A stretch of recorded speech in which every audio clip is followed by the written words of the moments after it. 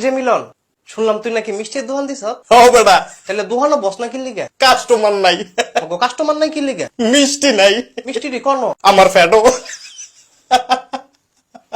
ইবলিশ। তোর আজকে মুজ্জার মতো লাগতেছে। কোন মজ্জা?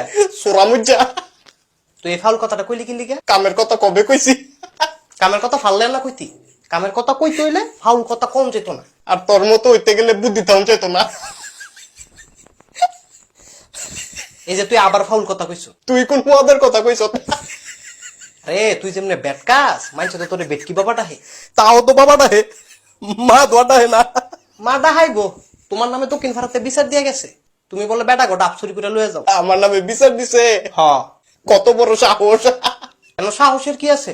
বেটা গো ডাব চুরি করবা, বেটারা বিচার দিত না? কই তো কত মুরগা চুরি করছি, তোরা দি বিচার দিলি না?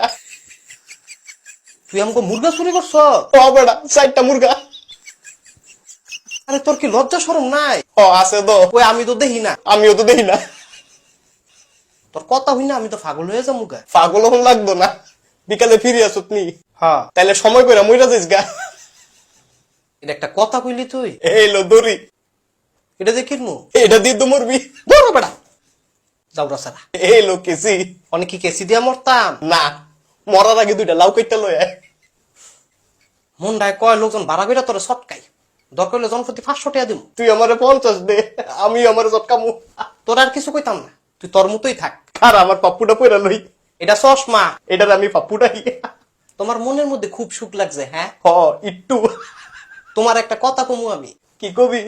আমি খাই সানাসুর, তোমার বাপে মুরগাসুর।